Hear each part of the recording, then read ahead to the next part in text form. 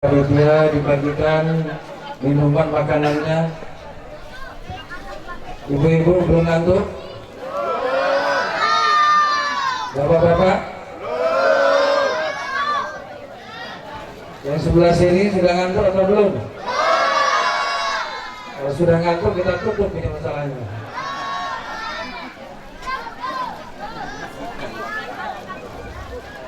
Bismillahirrahmanirrahim. Assalamualaikum warahmatullahi wabarakatuh.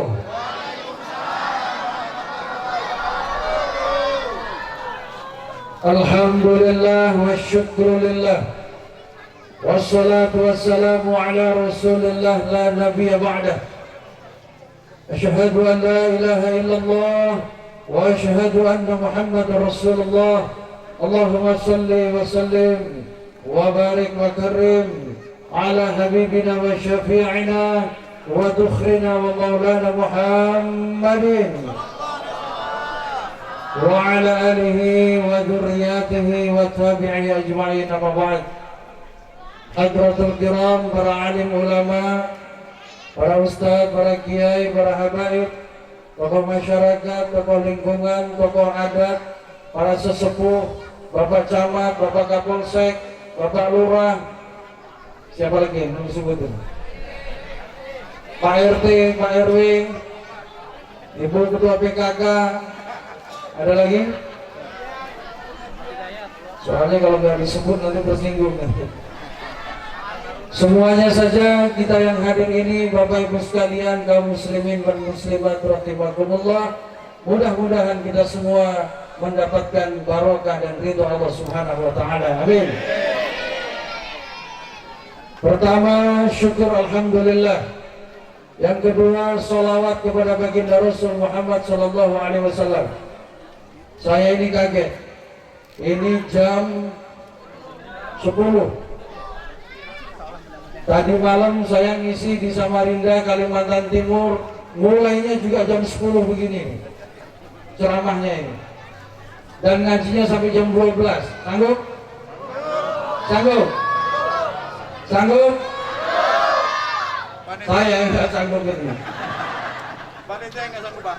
Pak Camat sudah wanti-wanti tadi, jangan lama-lama Ustaz, beres. Soalnya kalau ceramah ini lama atau sebentar sama aja ampoknya. Betul? Hadirin rahimakumullah. Saya tadi lihat yang semangat baca sholawat ini tim ini saja. Coba sekarang bapak-bapak ini, gak usah diikuti pakai gendang ini ya. Suara asli kita masing-masing. Siap sholawatan? Sholawat sederhana saja bersama dengan saya. Yang sini juga, walaupun saya ngadep ke sini, yang sini juga ikut sholawatan ya. Sanggup? Ya Nabi salam alaika, Ya Rasul salam alaika, Ya Habib salam alaika, salawatullah alaika, Ya Nabi salam alaika, Ya Rasul salam alaika, Ya Habib salam alaika, salawat. Baterainya masih 70 watt ini berarti. Insya Allah sanggup sampai jam 12. Dengar baik-baik. Sholawat itu adalah sebuah lafaz yang sangat mulia yang diperintahkan Allah kepada kita. Sholawat itu artinya Allahumma sholli wa sallim ala sayyidina Muhammadin wa ala ali sayyidina Muhammad. Tidak pakai sayyidina juga nggak apa-apa. Allahumma sholli, ya Allah sejahterakan, wa sallim, selamatkan, baginda Muhammadin sallallahu alaihi wasallam Betul? Setuju? Pertanyaannya begini, Rasulullah itu sudah selamat atau belum? Rasulullah itu sudah sejahtera atau belum? Lalu ngapain kita doakan? Hah? Oh, minta berkahnya ya kan? Jauh benar. Kenapa kita doakan Rasulullah Sallallahu Alaihi Wasallam? Sebab di dalam sholawat itu ada kata-kata wa ala alihi, keluarganya Rasulullah. Ini hati-hati. Rasulullah itu tidak diutus hanya untuk orang Arab. Rasulullah itu diutus rahmatan lil alamin, untuk seluruh umat manusia. Maka yang dikatakan keluarga Rasulullah Sallallahu Alaihi Wasallam itu adalah A'rabi wa A'jami. Keluarga Rasulullah itu adalah keluarga orang-orang yang beriman. Siapa yang beriman, dia keluarga Rasulullah. Siapa yang bertakwa, dia keluarga Rasulullah Sallallahu Alaihi Wasallam. Siapa yang memiliki kecintaan terhadap Allah, dia adalah keluarga Rasulullah Sallallahu Alaihi Wasallam. Jadi walaupun lahirnya di Jagabaya, bukan lahir di Arab sana, bapak ibu tetap berhak jadi keluarga Rasulullah. Setuju? Senang? Alhamdulillah. Maka ketika kita membacakan sholawat kepada Rasulullah itu hakikatnya mendoakan diri kita masing-masing. Wa ala alihi, kepada keluarganya, ya Allah, jadikanlah saya ini ya Allah, yang orang Indonesia ini keluarganya Rasulullah. Keluarga imannya, keluarga takwanya, keluarga keyakinannya, keluarga kasih sayang Rasulullah Sallallahu Alaihi Wasallam. Sebab Rasulullah diutus untuk takwa. Maka peringatan Maulid Nabi Muhammad Sallallahu Alaihi Wasallam ini sebenarnya bukan memperingati hari lahir Rasulullah. Hakikinya ini memperingatkan kita ini loh, yang mengaku umat Rasulullah, yang mengaku bahwa kita ini pengikut Rasulullah, benar atau tidak bahwa kita ini sudah benar-benar menjadi keluarga iman takwanya Rasulullah. Sebab yang ditakutkan begini, di akhir zaman ini ngaku pengikut Rasulullah, tapi hakikatnya enggak. Mengaku bahwa saya ini cinta kepada Rasulullah, tapi cuma cinta kepada bacaan sholawatnya saja, tak cinta kepada perilaku perbuatan. Saya tanya, kalau bapak ibu punya anak, anak kita ini mengatakan saya cinta kepada orang tua saya cinta kepada ibu saya cinta kepada bapak saya, tapi kerjaan anak kita ini cuma menjatuhkan nama orang tua kita. Kita bilang apa anak kita? Hah? Bilang apa? Suami bilang kepada istrinya, kepada ibu-ibu, wahai istriku, aku cinta kepadamu, tapi gak dikasih nafkah. Cintanya apa? Cintanya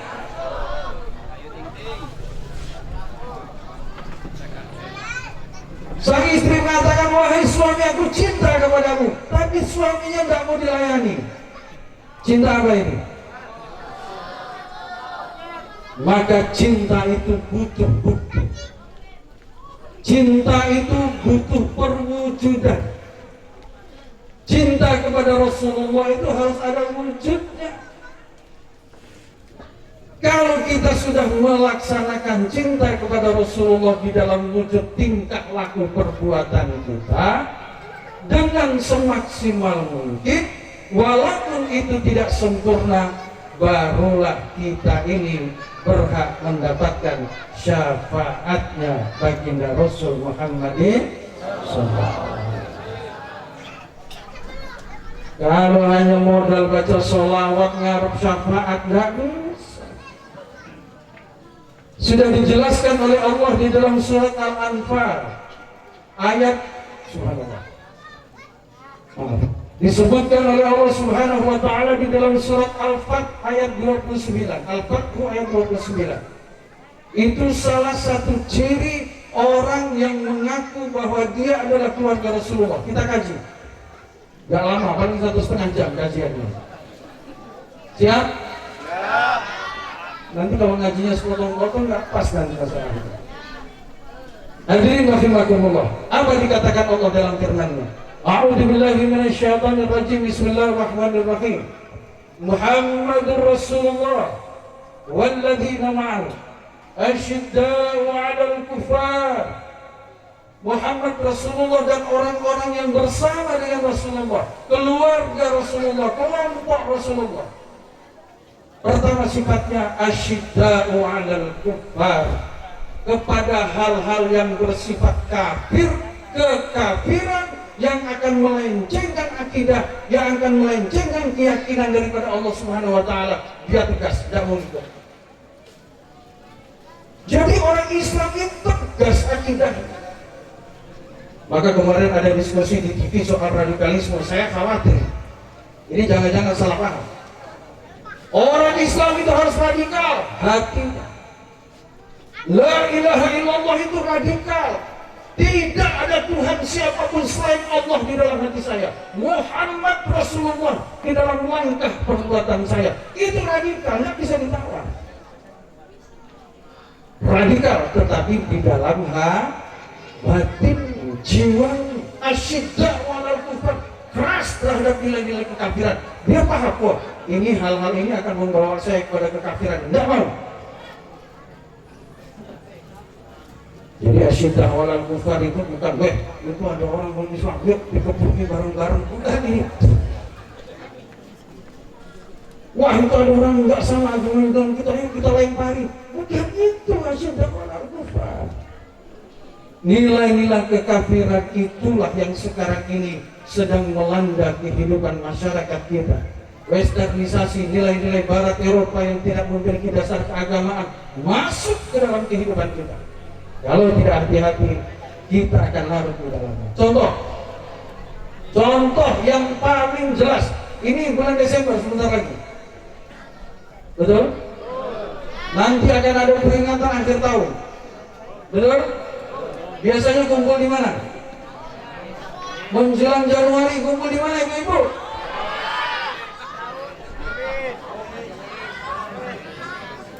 Majelis ya, benar? Awas kalau enggak ya. Nanti saya tanya Habib.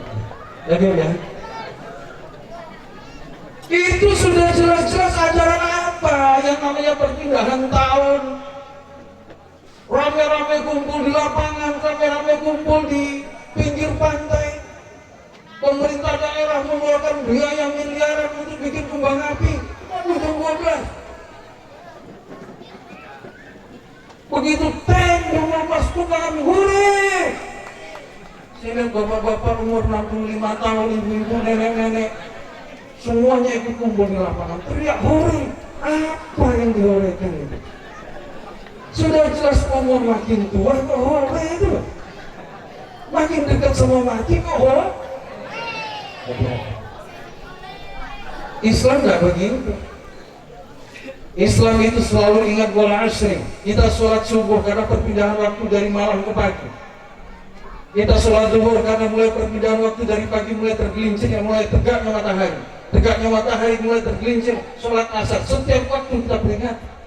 Mestinya peringatan akhir tahun itu kita berbondong-bondong ke masjid, sholat hajat, sholat muawana, sholat kepada Allah Subhanahu wa taala, minta dilindungi diri kita, keluarga, zikir bersama, sholawatan bersama. Itu orang beriman.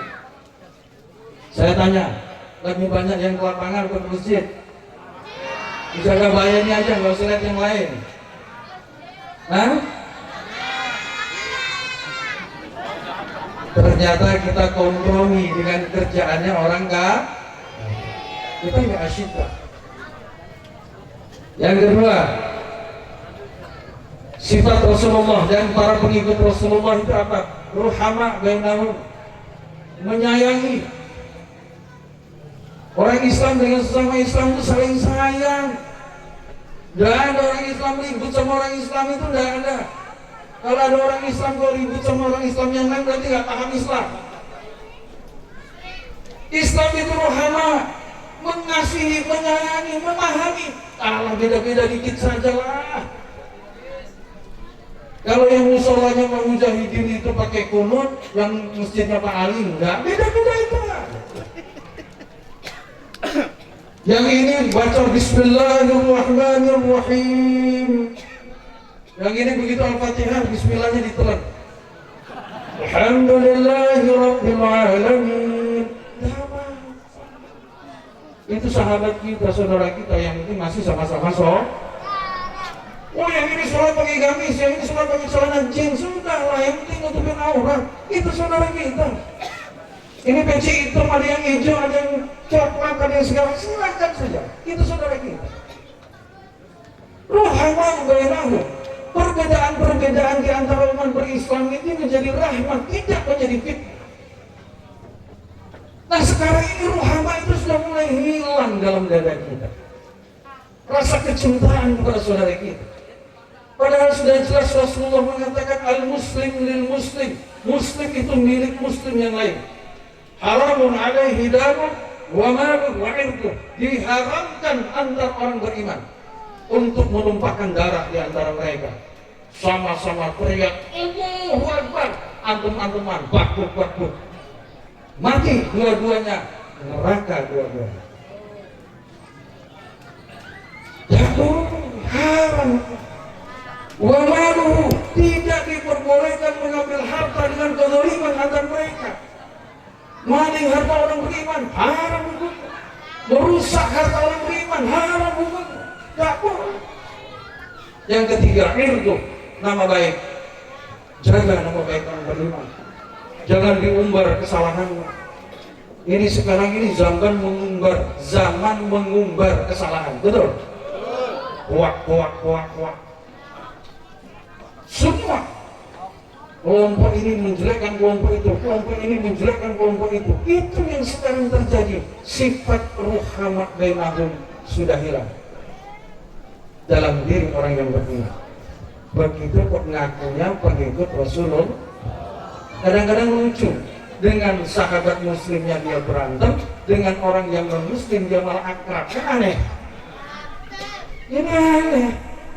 Dengan orang lain dia baik, dengan saudara kandung dia ribut terus tiap hari, kan aneh kan? Betul bu? Dengan istrinya tiap hari berantem, dengan janda yang di sana dia akur. Aneh nggak? Cocok nggak? Kan aneh kan? Sama anak sendiri nggak sayang, sama anak orang lain dia sayang. Padahal genset maknya ini aneh bin ajaib. Ruhama bainahum sudah mulai hilang. Itu sifat yang pertama dari pengikut Rasulullah. Asyidda ruhama bainahum. Sifat selanjutnya, saya mengatakan begini supaya kita memperingatkan diri. Kita melihat nanti ada nggak sifat itu di dalam diri kita. Kalau nggak ada, hati-hati. Ini sudah akhir zaman. Umur kita sudah tua. Belum tentu kita ketemu maulid tahun yang akan datang. Betul? Selanjutnya, tarahum ruk'an sujada. Engkau melihat Rasulullah dan pengikut Rasulullah itu ruk'a sujud. Orang yang ruku, orang yang sujud, orang yang melaksanakan sholat, orang yang menundukkan tubuhnya kepada Allah, menghinakan dirinya di hadapan Allah Subhanahu wa ta'ala. Itu orang beriman. Ruk'a sujud. Sujud, ruku, sholat. Kalau ada pengikut Rasulullah senang baca sholawat, nggak tahu sholat. Senang baca sholawat tapi malas kualat. Hati-hati. Di Indonesia ini banyak aliran yang kalau nanti sudah tinggi ilmunya itu nggak sholat lagi.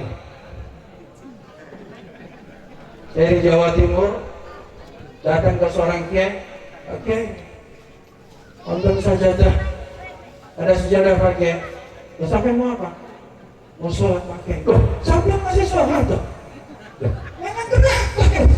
Loh, sampai masih sholat. Oh, berarti Islam sampean ini belum. Kalau Islam ini sudah tuntas, tak sholat lagi. Wah, itu repot.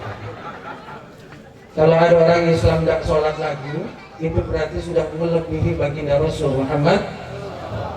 Yang lebih dari Rasulullah itu cuma satu, setan sama iblis. Ruka'an sujud. Hati-hati. Kita lihat di dalam diri kita. Yang selanjutnya, sifat yang kelima, orang beriman itu yabtaguna fadlan minallah. Yang dicari di dalam hidup oleh orang beriman ini bukan duit. Yang dicari itu bukan harta. Yang dicari itu bukan kaya. Yang dicari itu bukan jabatan. Yang dicari itu bukan kedudukan. Yang dicari itu bukan nama baik. Yang dicari itu bukan ada tenar dan masyhur, bukan. Orang beriman itu di hidup kehidupan kita ini hanya mencari fadl Allah. Apakah fadl Allah itu? Fadl Allah itu adalah keutamaan yang ditanamkan Allah di dalam jiwa dan batin. Apa keutamaan itu?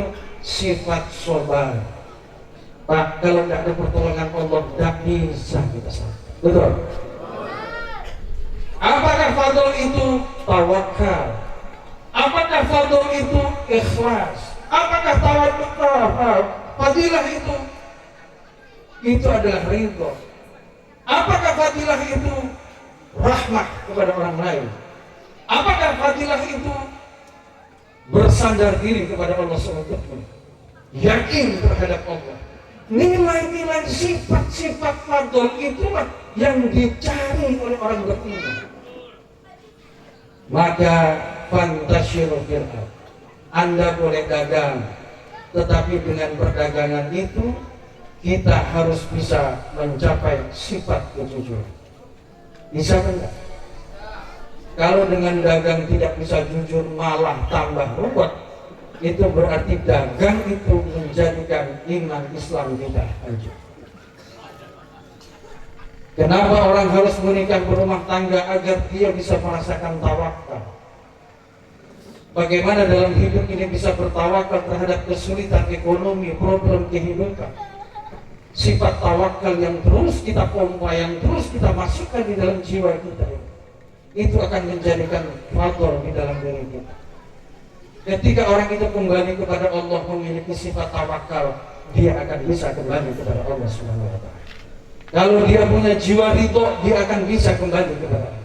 Kalau dia punya jiwa sabar, dia akan bisa kembali kepada Allah. Sebab yang dilihat Allah ke dalam diri kita itu bukan siapa kita, tetapi yang dilihat oleh Allah ke dalam diri kita itu adalah apa yang ada di dalam hati. Kalau di dalam hati ini isinya pemarah, tukang maki orang, caci orang, hina orang, fitnah orang, diomongin tersinggung, dikasih masukan ngamuk, merasa dirinya yang paling pinter. Ini yang namanya adu dan adu sombong. Di dalam hatinya sifat sombong. Begitu nanti mati, malaikat tinggal buka saja hatinya. Oh, sombong. Gampang. Gak usah bertanya-tanya, kelamaan. Jadi orang beriman itu mencari fadl. Carilah fadl di dalam kehidupan ini. Banyak orang miskin bisa menerima fadl Allah dengan sikap sabar. Orang kaya boleh Anda jadi kaya, tetapi cari fadl Allah melalui kekayaan itu. Dengan kekayaan itu Anda bisa rahmat, berkasih sayang kepada Anda. Anda boleh punya jabatan setinggi-tingginya, tapi bisa nggak Anda mencapai sifat amanah, fadl amanah itu di dalam diri kita? Mampu? Pak Camat, saya promosikan jadi wali kota, naik lagi jadi gubernur, naik lagi jadi menteri, naik lagi presiden. Tapi persoalannya mampu atau tidak memelihara fadl Allah itu kan? Kalau dengan jabatan itu hancur amanah kita, kalau dengan jabatan itu hancur iman Islam kita, buat apa? Itulah orang beriman. Maka dalam hidup ini, Bu, fadl itu cari. Kadang-kadang kita kehilangan suami, betul? Mampu apa tidak kita meraih ikhlas dengan hilangnya suami? Kadang-kadang bapak-bapak kehilangan istrinya, betul? Mampu apa tidak sobat terhadap cobaan? Kadang-kadang kita diiming-imingi dengan harta, mampu apa tidak untuk bertahan dengan sifat amanah itu? Inilah yang dikatakan orang beriman itu dalam kehidupan ini semata-mata mencari fadl Allah. Kalau sudah bicara fadl, tidak ada beda orang miskin dan orang kaya, tidak ada beda orang bodoh dan orang pintar, tidak beda. Tidak ada beda antara sarjana dan yang bukan sarjana. Karena itu sifat di dalam diri manusia, dan itulah modal untuk kembali kepada Allah sebagai wujud perwujudan kita bahwa kita adalah pengikut Rasulullah SAW. Nah sekarang ini yang kita lihat dalam kehidupan ini, banyak orang ngaku muslim pengikut Rasulullah, tapi tingkah pola subhanallah. Ya, betul nggak? Saling caci memaki, saling menghina, bahkan sudah mulai tren sekarang. Ustadz yang ngaku ini ustadz yang bisa maki-maki orang. Kalau kayak saya ini nggak laku nggak? Wah kalau bisa maki, wah harus salat begini, hebat. Yang bisa mencaci maki pemerintah, ya, hebat. Begitu dia diangkat jadi pejabat, kok diam? Oh rupanya puasa kalam. Berhenti. Sudah ada jatah, selesai. Ini ributnya kemarin karena nggak ada jatah. Dia maki-maki, orang lain, wah itu semua yang paling bagus itu sah. Islam nggak begitu.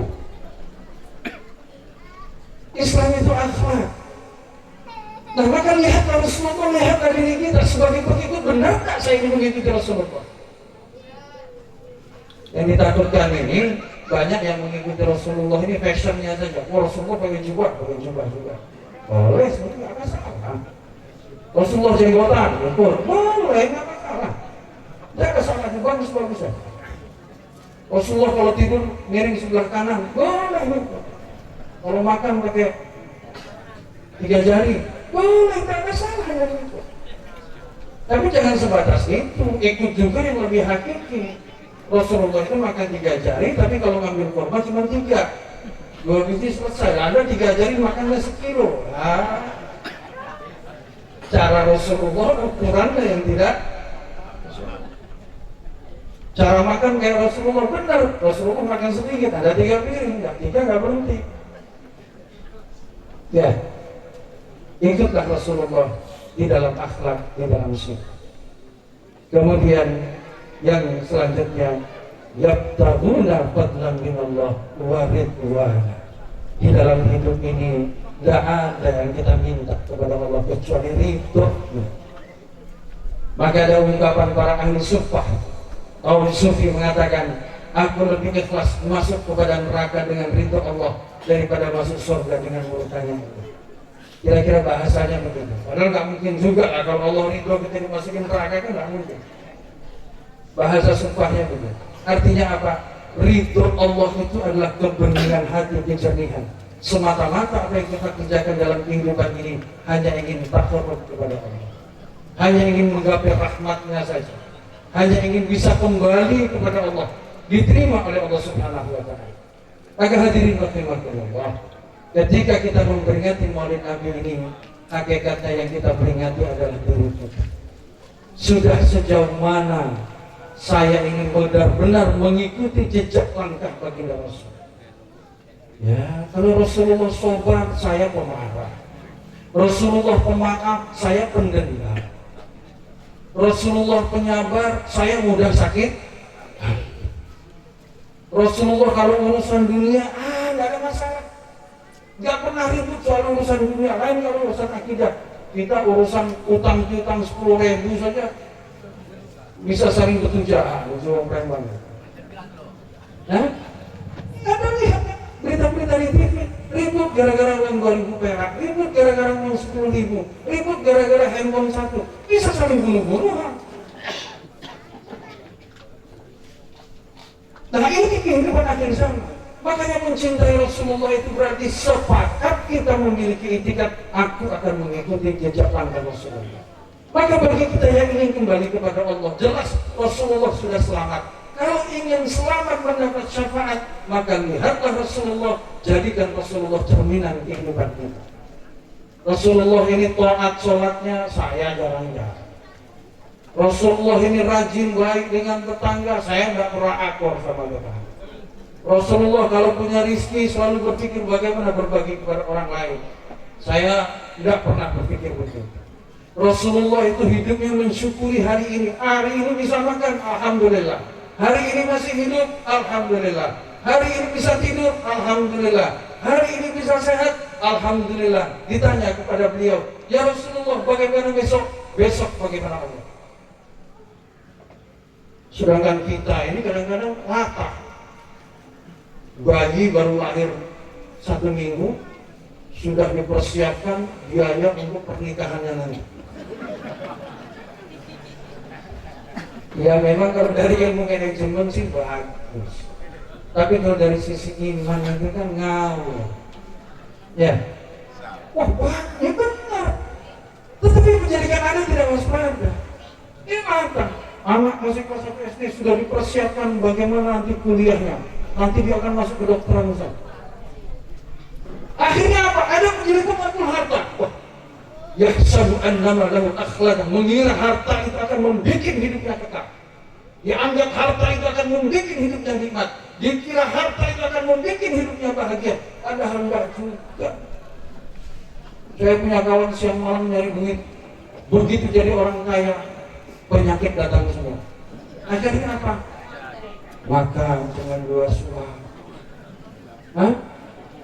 Salah makan daging sedikit masuk ke rumah sakit. Gak bisa. Terus buat apa? Duit sebegitu banyak. Ya itu tadi seperti orang cuma dihitung-hitung. Takut nanti habis, takut nanti kurang. Nah, penyakit takut kurang ini yang menjadikan Indonesia ini banjir koruptor. Koruptor itu karena selalu merasa dirinya kuat. Nanti kurang. Padahal kalau kita lihat Bapak Ibu sekalian, ada orang itu begitu kaya, saya lihat masuk warung Padang itu bayar cuma 50.000, kenyang juga, betul? Terus ngapain nyimpen duit sampai miliaran itu apa? Ini sikap yang berlebih-lebihan yang dikatakan Rasulullah. Maka doa Rasulullah itu, Allahumma ja'alni abdan syakur. Ya Allah, jadikanlah aku hamba yang bersyukur. Coba belajar syukuri dulu. Pernah belum belajar bersyukur? Caranya begini, simpel. Habis sholat zuhur, sudah selesai doa, alhamdulillah ya Allah, matur nuwun Gusti, terima kasih Allah, sampai detik ini saya sehat, istri saya sehat. Ya kalau batuk-batuk itu wajar lah. Anak saya sehat, alhamdulillah ya Allah, hari ini kami bisa terima kasih Gusti. Pernah nggak begitu? Benar. Berapa kali? Kalau kita tidak rajin mengatakan itu kepada Allah Subhanahu, pikiran kita terlalu jauh ke depan. Akhirnya kita melihat tetangga, enak benar ya tetangga ini. Kalau saya lihat sini kemarin, sekarang sudah bangun 3 tingkat. Wah, dari mana? Wah, kayaknya dari Jawa ini. Apa hubungannya dari Jawa? Pasti kalau kasih gunung Kawi, gunung mana? Ada jadi gunung sangka sama orang. Karena belum tentu dia dapat warisan dari pertemuan atau apa. Kita tidak tahu. Kenapa? Karena nggak bersyukur sudah. Nggak usah melihat kepada yang lain. Lihat dirimu. Hari ini sehat, alhamdulillah Gusti. Hari ini tidak punya duit, anak saya tidak kelaparan, istri saya tidak kelaparan. Besok bagaimana Allah? Hidup menjadi ringan. Kata Rasulullah, urusan dunia seakan-akan kau hidup 1000 tahun. Artinya apa? Wah, saya mau hidup 1000 tahun itu. Kalau begitu saya harus mengumpulin beras 1 hari 1 kilo, kali 1000 tahun, 1000 kali 365 hari, harus sekian ton. Itu goblok namanya. Jadi maksud Rasulullah seakan-akan kau hidup 1000 tahun itu tenang saja. Gak usah cepat berpikir mati. Gak punya hari duit hari ini tenang, gak mati enggak. besok masih ada umur, insya Allah masih ada kesempatan hari ini nggak laku, tenang saja, masih ada esok hari. Optimisme orang Islam itu diajar. Hari ini hidup susah, tenang saja, besok siapa tahu ada kebaikan. Hari ini dihina orang, nggak usah putus asa, besok ada hari di mana engkau dimuliakan. Itu orang beriman, hidupnya senantiasa tawakal kepada Allah.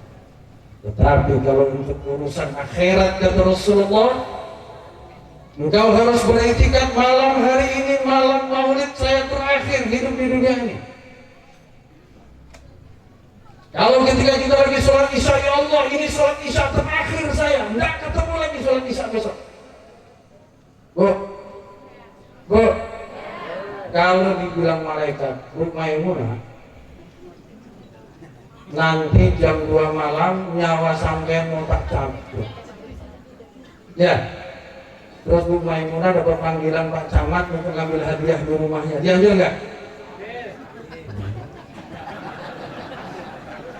Nekat berarti Bu Maimunah. Ini pasti suaminya. Yang nyuruh supaya Bu Maimunah itu masuk neraka, suaminya kawin lagi. Kita ini loh, kalau sudah diwanti-wanti dokter, Pak, umur sampean ini kira-kira tinggal 3 bulan. Oh sudah, aku datang ke tetangga, silaturahmi, tolong minta maaf, maafkan saya, ada utang-utang selesaikan. Betul? Kata Rasulullah, untuk urusan akhirat engkau harus mengatakan kepada dirimu, ini malam terakhir saya. Maka malam ini aku sholat tahajud, malam ini aku sholat lain, malam ini saya sholat taubat, malam ini aku minta ampun kepada Allah, malam ini kalau saya punya harta aku berikan kepada fakir miskin, mumpung masih sempat. Kalau sudah mati itu sudah selesai. Itu untuk urusan akhirat. Nah ini kadang-kadang kita ini terbalik. Untuk urusan dunia kayaknya tidak ada hari besok, betul? Kalau untuk urusan akhirat tenang aja sih Ustaz. Orang saya ini masih umur 50 kok. Tetangga saya dari 65 belum mati-mati. Emang mati itu giliran umur apa? Tidak juga. Tenang aja sih Ustaz. Saya ini keturunannya umur panjang, biasanya sampai 100. Anda terus mengakhir-akhirkan urusan akhirat. Padahal kita tidak pernah tahu kapan itu akan hadir kepada kita. Hadirin rahimakumullah, intinya adalah peringatan Maulid Nabi ini bukan hanya kita mencintai Rasulullah, tetapi peringatkan dirimu. Wahai sang diri, engkau yang mengaku pengikut Rasulullah, sudahkah engkau berkaca tentang dirimu kepada kepribadian Rasulullah SAW? Mumpung masih sempat berkaca, mumpung masih sempat menata, mumpung masih di kesempatan hidup oleh Allah Subhanahu wa Ta'ala untuk berubah sikap pola kehidupan kita. Mudah-mudahan Maulid Nabi ini membawa keberkahan. Mudah-mudahan Maulid Nabi ini membawa semangat kita untuk benar-benar mengingat bahwa kita harus menjadi keluarga Rasulullah, keluarga imannya, keluarga Islamnya, keluarga takwanya, keluarga cintanya kepada Allah. Dan mudah-mudahan sholawat yang kita lantunkan itu menghubungkan batin kita kepada Rasulullah, sehingga mudah-mudahan kita minta kepada Allah, ya Allah berilah aku kekuatan cinta sebagaimana engkau berikan kepada Rasulullah, beri aku kekuatan kesabaran sebagaimana engkau berikan kepada Rasulullah, berikan aku kebaikan sebagaimana engkau berikan kepada Rasulullah. Itu makna sholawat menggunakan Rasulullah, sehingga mudah-mudahan sholawat itu mantul kepada kita, menjadi keberkahan, menjadi ridho, menjadi syafaat bagi kita semuanya. Hadirin rahimakumullah, itulah yang bisa saya sampaikan. Saya sesuai janji Pak Camat, 1 jam saja, enggak lebih. Alhamdulillah, kalau kurang nanti ke rumah saya enggak apa-apa. Hadirin rahimakumullah, itulah. Mari bersama kita mohon kepada Allah, walaupun tadi sudah ditutup doa oleh Pak Mujahidin, saya ingin kita mengajak berdoa bersama. Doakan suami kita, doakan anak kita, doakan kedua mertua kita, doakan bapak ibu kita, sebutkan nama mereka semuanya. Liridhillah al-Fatihah. A'udzubillahi minasyaitonir rajim. Bismillahirrahmanirrahim. Alhamdulillahirabbil alamin arrahmanirrahim maliki yaumiddin. Iyyaka na'budu wa iyyaka nasta'in ihdinas siratal mustaqim. Shiratal ladzina an'amta 'alaihim ghairil maghdubi 'alaihim waladdallin. Amin. Doakan para pemimpin kita, doakan para alim ulama kita, doakan para petinggi-petinggi bangsa ini. Insyaallah ini tahun politik. Hati-hati, hati-hati. Umat Islam ini umat mayoritas. Semua orang ingin rebutan bagaimana caranya supaya bisa meraih suara umat Islam sebanyak-banyaknya. Maka fitnah dilancarkan, bagaimana dibenturkan antara satu kelompok dengan kelompok yang lain. Hati-hati. Islam itu sederhana. Kalau cara milih pemimpin, dengarkan programnya, betul. Dengarkan apa yang dia ucapkan. Besok mau pemilihan, malam ini sholat istikharah. Ya Allah, bimbing saya, tuntun saya, pemimpin mana yang terbaik untuk dipilih oleh kami. Besok bismillahirrahmanirrahim berangkat saja. Pilih nomor 1, coblos. Kok gerakan tangannya ingin nomor 2, coblos. Gak mau pilih? Ya nggak usah milih, namanya nggak mau milih.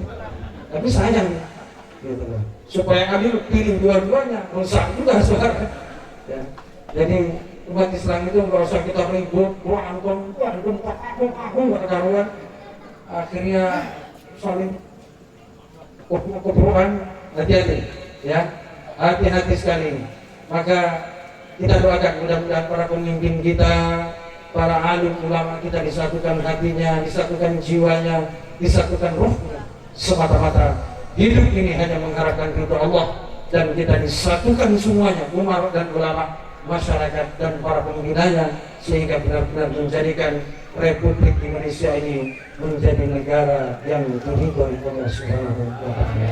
Al-Fatihah. A'udzu billahi minasyaitonir rajim. Bismillahirrahmanirrahim.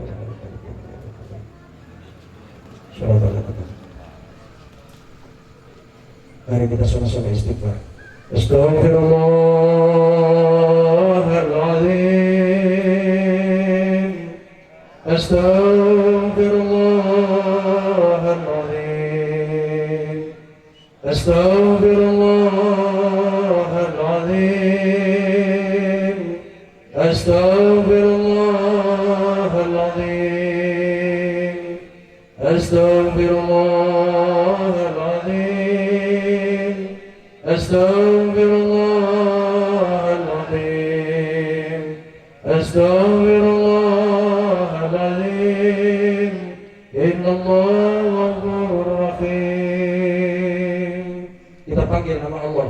Ya Fattah, Ya Salam, Ya Fattah, Ya Razzaq, Ya Fattah, Ya Salam, Ya Fattah, Ya Razzaq, Ya Fattah, Ya Salam, Ya Fattah, Ya Razzaq, Ya Fattah, Ya Salam, Ya Fattah, Ya Razzaq. Allahumma salli wa sallim wa barik ala Sayyidina Muhammadin wa ala ali Sayyidina Muhammad wa sallim wa radiyallahu ta'ala kulli sahabati Rasulullah ajma'in walhamdulillahi rabbil alamin. Allahumma insyurna fahat ridwani alaih wa amidna bil asrari allati wada'ataha ladayh. Allahumma antas salam wa minkas salam. Tabarak Rabbana ya dal jalali wal ikram. Ya Rabbas salam bis salam. Sallimna wal muslimin, sallimna wal mu'minin. Ya Allah ya Karim, di malam ini Allah, malam yang berkah ini Allah, kuhadapkan segenap jiwa batin kami di hadapan-Mu ya Allah, mengakui segenap kekurangan dan kesalahan kami ya Allah, dosa-dosa dan kelalaian kami ya Allah. Rabbi, bukakan hati dan jiwa kami, seutuhnya satukan kami bersama baginda Rasul Muhammad SAW. Ya Allah, satukan hati kami dalam tauhid, satukan hati kami dalam kasih sayang sesama kami. Ya Allah, jadikanlah kami umat yang menuju kepada ridha-Mu. Ya Allah, selamatkan kedua orang tua kami, kedua mertua kami, istri, suami dan anak-anak kami, jiran tetangga kami, saudara-saudara kami, masyarakat dan para pemimpin-pemimpin kami. Ya Syafi' ya Karim, ya Latif ya Sattar, bi qudratika Syafi'al hikmah, kun fayakun, masya Allah. kun fayakun ya Allah bi qudratika bi sirrikal barakah bi rahmatika ya arhamar rahimin. Rabbana ighfir lana wa tub 'alaina innaka antat tawwabur rahim. Rabbana atina fid dunya hasanah wa fil akhirati hasanah wa qina adzabannar wa qina adzabannar. Alhamdulillahirabbil alamin. Terima kasih atas segala perhatian. Mohon maaf atas segala kekurangan dan kelalaian. Tentunya kita berharap mudah-mudahan hadirnya kita semua, hadirnya barokah ridho Allah kepada kita, keluarga dan anak keturunan kita semuanya. Terima kasih. Billahi taufiq wal hidayah wal 'afwu minkum. Assalamualaikum warahmatullahi wabarakatuh.